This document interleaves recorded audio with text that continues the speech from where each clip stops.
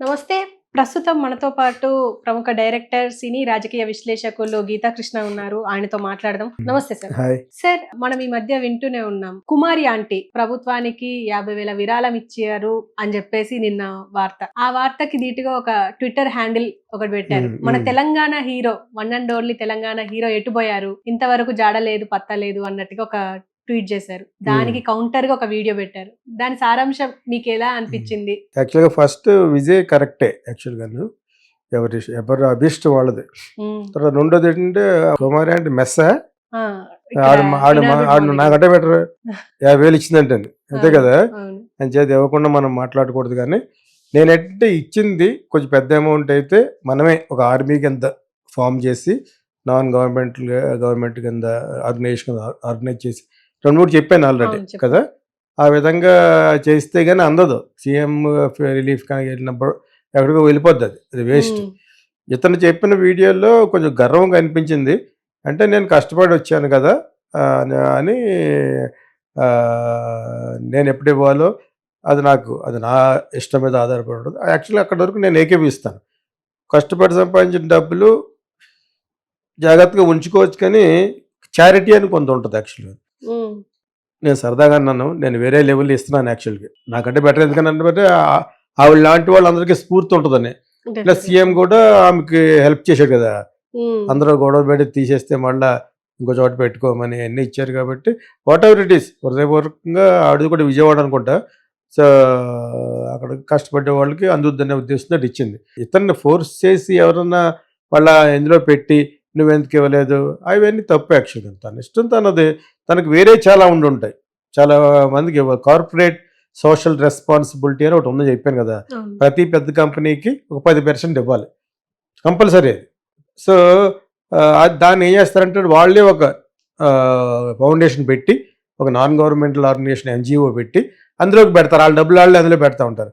ఎప్పుడైనా ఇటువంటి విపత్తు వచ్చినప్పుడు రిలీజ్ చేస్తూ ఉంటారని చెప్పేసి దానికి ఒక ఆర్గనైజేషన్ ఆడిటింగ్ అంతా ఉంటుంది, NGOలు.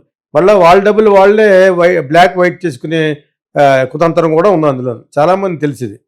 ఇప్పుడు రామలింగరాజు గారు వాళ్ళ ఫాదర్ పేరు మీద పెద్ద అసోసియేషన్ ఉంటుంది, బైర్రాజు ఫౌండేషన్ అని చెప్పేసి. అదేవిధంగా ఎయిర్పోర్ట్కి సంబంధించిన ఆయన కూడా అలాగే ఉంటుంది. వాళ్ళ అమ్మాయి పేరు మీద ఉంటుంది, వాళ్ళ మిసెస్ పేరు మీద ఉంటుంది.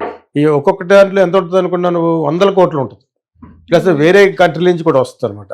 అలాగా ఇతను ఇప్పుడే బడ్డింగ్గా పైకి వస్తున్న ఆర్టిస్ట్ కాబట్టి అతను కూడా ఏదో చిన్న ఈ బన్నియాల్ కాంప్లెక్స్ లాగా ఒక కాంప్లెక్స్ కూడా ఏదో ఊర్లో కట్టినట్టున్నారు తెలంగాణలో, విజయ్ దేవరకొండ వాళ్ళు. సో ఓకే, అతని యొక్క ప్రోగ్రెస్ను బట్టి అతను ఇవ్వాలని అనిపిస్తే హృదయపూర్వకంగా అతనే ఆర్గనైజ్ చేసి కూడా ఇవ్వచ్చు.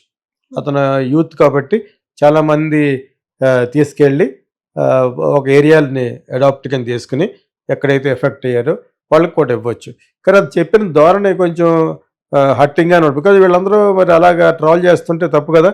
ఇవ్వలేదు ఇవ్వలేదు మీరెవరు చెప్పడానికి, తను ఇచ్చాడో లేదో కూడా తెలియదు మీకు. సో అంచేత అలాగ మట్టుకు చేయకూడదు. అది నేను ఐ అగ్రీ ఫుల్లీ. అతను కరెక్టే. యాక్చువల్గా డబ్బులు తనకు మిక్కిలిన దానాధర్మం చేయకూడదు అంటారు. Government is to take care of them. యాక్చువల్గా వీళ్ళందరూ ఎవరిని అవసరం లేదు, గవర్నమెంట్ షుడ్ గివ్. ఇదేదో ఫ్యాన్సీ కోసం, పబ్లిసిటీ కోసం వీళ్ళు మొదలెట్టారు. జూనియర్ ఎన్టీఆర్ వాళ్ళందరూ ఇచ్చారు. వాళ్ళందరూ కూడా డైరెక్ట్లీ దే కెన్ గివ్. ఇప్పుడు మన ఇండియాలో ఒక చోట అలా లేదు. నాకు మొన్న అనుకున్నాను, క్లోత్స్ ఎక్కువైపోతే ఎవరిని అడిగితే ఏం బాగుంటుంది, నా బట్టలు నీకు ఇవ్వనా అని అనలేను కదా. నాకు చాలా విజయ్ ఇచ్చు. నాకు అటువంటిది కొన్ని 100 ఉంటాయి. నాకు బట్టలు పిచ్చి.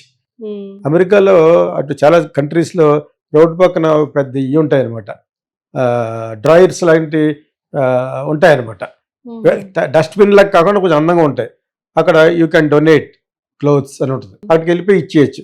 అదే you can donate other things, కానీ ఫ్రిడ్జ్ గిజ్జి అక్కడ పెట్టేయచ్చు. మనం వాడుకునే నువ్వు కొత్త కొనుక్కుంటూ వాడుకోవాలి కదా.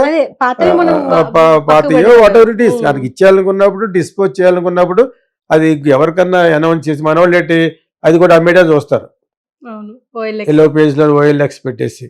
సో అది వాళ్ళ ఇష్టం, అది ఎందుకు అమ్ముతున్నారని మనం చెప్పకూడదు. కానీ ఇటువంటిది ఉంటే బాగుంటుంది. నేను మొన్నే అనుకున్నాను, క్లోత్స్ ఉంటాయి కదా main, hundreds of pants, shirts, అవి వేసేయడానికి ఒకటి ఉంటుంది అనమాట. ఎందుకంటే ఎవరికైనా ఇస్తాం. అక్కడ చాలా తక్కువ మంది ఉంటారు హోమ్లెస్ అని. ఓకే, వాళ్ళకు కూడా ఫుడ్ చాలా, ఇప్పుడు ఈ మధ్యన మన హైదరాబాద్లో కూడా చాలాసార్లు చూశాను, మార్నింగ్ బ్రేక్ఫాస్ట్ ఇస్తున్నారు ఎవరో, అదేదో హాస్పిటల్ బయట ఆ బజారుకు కొంచెం ఎలా ఎదురు ఒకసారి అడిగాను, నాకు అర్థం ఏంటిదండి, టిఫిన్ పెడతా అన్నాడు. మేము తిరగొచ్చాను సరదాగా, తినొచ్చాను అన్న అనమాట. ఇట్స్ వెరీ గుడ్ సర్వీస్ కదా, ఆ విధంగా కూడా చేయొచ్చు. అంటే ఇతను చెప్పిన ధోరణి కొంచెం గర్వంగా అనిపించింది. నాకు ఎప్పుడు ఇవ్వాలి అవును, గర్వం ఉంది. అలా ఇంకే భాషలు చెప్తాడు, అదే భాషలు చెప్పాలి, తెలుగు భాషలు చెప్పాడు. నేను ఎప్పుడు ఇవ్వాలి ఎలాగ ఇవ్వాలి నాకు తెలుసు. తర్వాత ఇంకోటి అన్నాడు, అది కరెక్ట్ కదా యాక్చువల్. మా వెబ్సైట్ మా ఏంటి మా యొక్క యాడ్ల ద్వారా మీరు బతుకుతున్నారని, మీరు వేరు మేము వేరునా? నువ్వు ఆల్రెడీ ప్రిన్స్ చార్లెస్ కాదేం కాదు కదా, ప్రెసిడెంట్ ఆఫ్ ఇండియా ఏం కాదు నువ్వు, అది తప్పది. మా యొక్క అడ్వర్టైజ్మెంట్లు మా ఇది పట్టుకుని మీరు బతుకుతూ మమ్మల్ని బూతులు మాట్లాడుతూ, అది ఉదాహరణ యూ టు టెల్ దట్. మా అంటే మొత్తం యూట్యూబ్ మన సోషల్ మీడియాలో మాట్లాడే అందరినీ అంటే మటుకు యూఆర్ రాంగ్, అది తప్పది. అంతేనే గర్వంగా ఉన్నాను. ధర్మం చేయాలా చేయకూడదా, చారిటీ చేయాలా చేయకూడదు నీ ఇష్టం, అది నేను ఎప్పుడు ఇలా ప్రో అండ్ అదే మాట్లాడతాను కాబట్టి చెప్తున్నాను. But you cannot accuse all the websites. నువ్వు పబ్లిసిటీ నువ్వే పోతావు. నువ్వు పబ్లిసిటీ ఇచ్చుకుంటే నీ సినిమా గురించి బాగా మాట్లాడి కొన్ని ఉంటాయి, నేను మెలైన్ చేస్తూ బ్యాడ్ చేసేవి అప్పటికక్కడ థియేటర్ దగ్గరికి వచ్చి బ్యాడ్ చేసి కూడదు అని నేను చెప్పాను. కోర్టుకు కూడా వెళ్ళి మూడు రోజుల వరకు చెప్పకూడదని.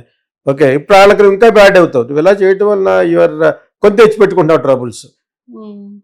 ఆ వల్ల మీరు బతుకుతున్నారంటే మీరేంటి, నువ్వు సెపరేటా, నువ్వు పెద్ద పిస్తా? మా వల్ల మీరు బతకటి, నీ వల్ల ఎవడ బతకట్లేదు ఇక్కడ. సంఘంలో జరుగుతున్నవి చెప్పడానికి సోషల్ మీడియా, సంఘంలో నీ సినిమా దరిద్రంగా ఉందని చెప్తాడు, బాగున్నా కూడా అంతే కదా.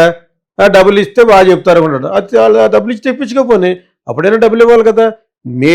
మేము అది సెపరేట్ లేదు, your also one among the society. Mister Vijay, నువ్వు కూడా సోషల్ మీడియాలో ఉన్నావు, అన్ని మీడియాలోనూ అందరూ ఉంటారు. యాక్చువల్గా వేరే సినిమాల్లో యాక్ట్ చేసినంత మాత్రం నీకంటే ముందు నేను డైరెక్టర్ని, అవార్డు విన్నర్ని. ఓకే, ప్రపంచాన్ని చూసాను నేను. ఓకే, నాకే ఆ ఫీలింగ్ ఎప్పుడు రాలేదు. మేము ఒకటి నువ్వు ఒకటి, మనం కూడా జనాల్లో ఒకళ్ళ కింద ఉంటేనే నువ్వు రేపొద్దున నీకు నౌకలు చెల్లుతాయి. లేకపోతే నీ వచ్చే ప్రతి సినిమాని ఫ్లాప్ చేస్తారు వాళ్ళు, చేయటోటి బ్యాటర్ రాస్తారు. సినిమాలో దమ్ము ఉంటే ఆడద్దు వేరే విషయం, కానీ అలా మాట్లాడకూడదు. మేము ఇచ్చిన దాని మీద మీరు బతుకుతున్నారు అని చెప్పి. ఎవరు బతుకుతున్నారు? నేను అడిగింది ప్రశ్న ఏంటి, అసందర్భంగా మాట్లాడుతున్నావు.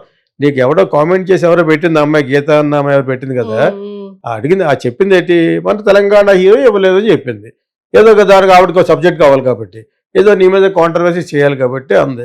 దాని ముందు సమాధానం చెప్పావు, నేను ఎప్పుడు ఇవ్వాలో నేను ఎలాగ ఇవ్వాలో నాకు తెలుసు. వెరీ గుడ్, అది that I fully agree. But at the same time you are accusing all the rest of the everybody. మీరు అంటే నువ్వు డిఫరెంటా?